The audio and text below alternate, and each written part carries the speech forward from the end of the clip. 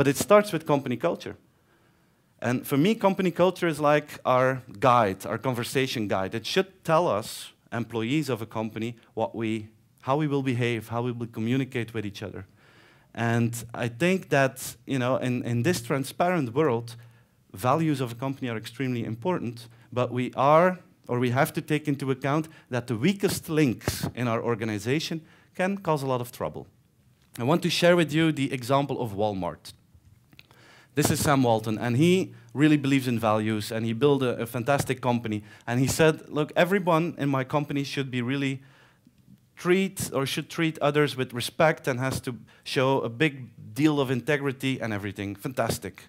But then suddenly I read on the internet a story about a woman that went shopping to Walmart in Oakland, in California, and when she was putting her groceries in the trunk of her car, she got robbed on the parking lot.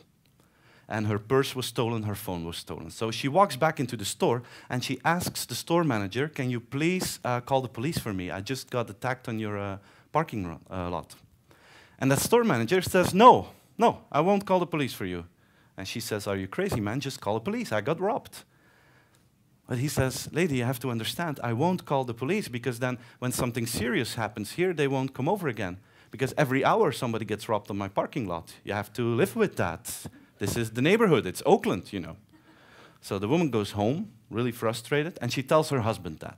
And the guy is really angry, and he decides to put the whole story on the Facebook page of Walmart. He describes it. And then the question is, what did Walmart do with this? What do you think that they did with this? There are a few options.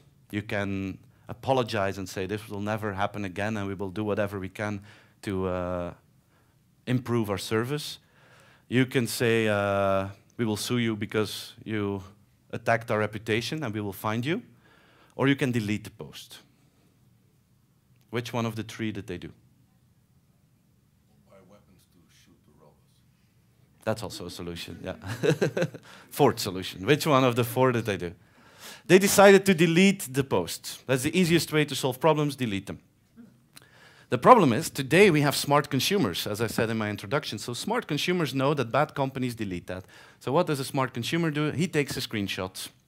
And then the blog post becomes more interesting. It starts with, my wife got robbed, they don't want to call the police. I complained on Facebook, they deleted it. So the guy goes further and he dives into the whole story and he checks out the reviews from other people of that Walmart on Yelp, a comparison site in the US. And he finds out that this Walmart has the lowest score, feedback score of all Walmarts in the US. It has 2 stars on a 5-point scale, 180 reviews, of which a large majority of those people give 1 star and were robbed on that parking lot. Now the question is, what is the best social media or digital investment Walmart can make at this moment? It's very simple. Hire a security guard or a security firm on that parking lot because this story will end someday.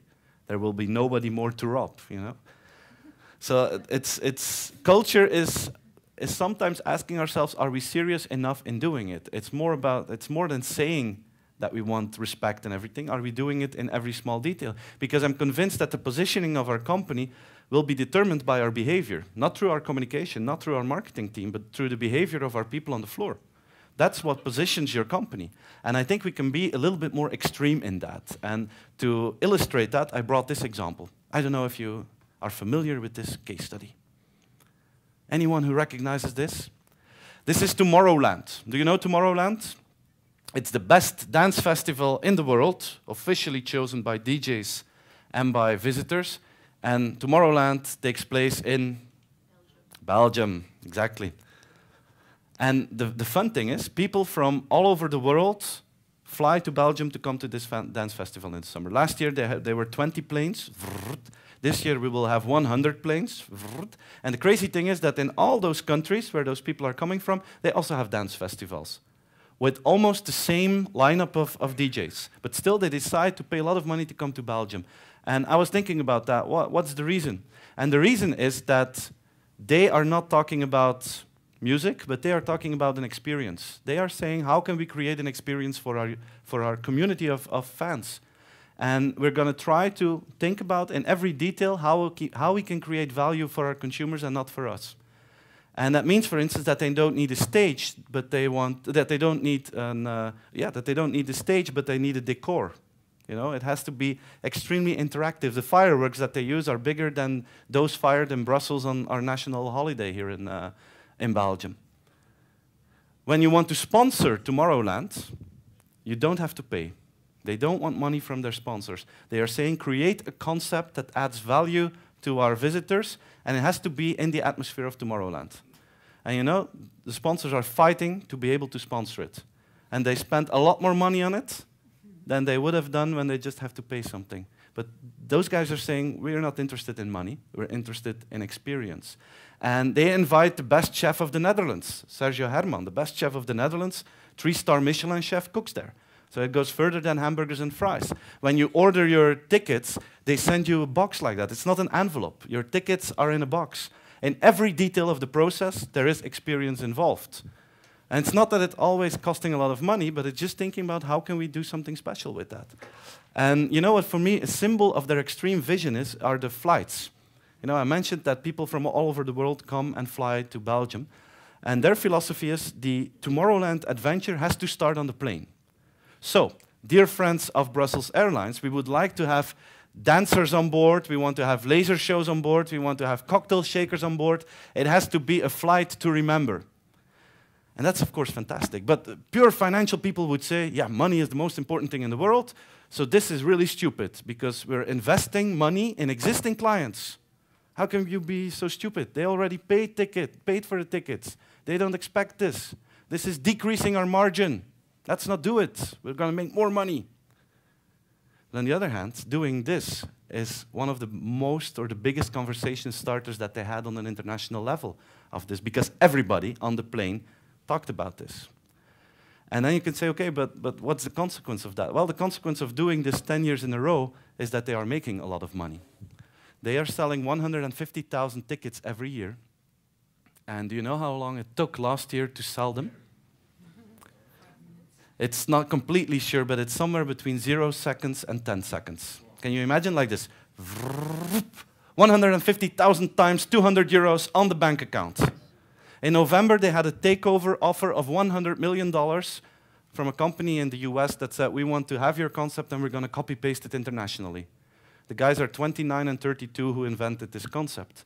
And today, on the way over here, they announced that they're going to open Tomorrow World now. They're going to do it themselves internationally. And it's going to be somewhere close to Atlanta, where they hired a huge festival area. And they're going to copy-paste this internationally themselves. And where will they find their first international ambassadors, do you think? On those planes, of course. So sometimes it's really interesting to think about conversation value next to monetary value. There are two axes that can bring in money to us. The one is by investing in clients. The other one is by investing in yourself. And you have one of those expressions, if your eyes are facing your boss, your ass is facing your clients. Just something to think about in this discussion. And, you know, they go further. They are saying maybe it's a pity that we only have 150,000 people there. So what we're going to do is we're going to live stream the entire thing on YouTube. People don't have to pay for that. It's for free. You can watch the entire festival, everything for free, from your own living room on your television. On average, 100,000 people are watching that live. Over the 3 days, a few million people are watching that. And the closing video that they made is viewed by more than 90 million people. And again, you could say, or I will ask you a question first. What are those 100,000 people thinking when they're watching this from their living room? Yeah, I need to be there earlier. Or do I know somebody, you know, to get there? Or I need to find a job to work there so I can get there.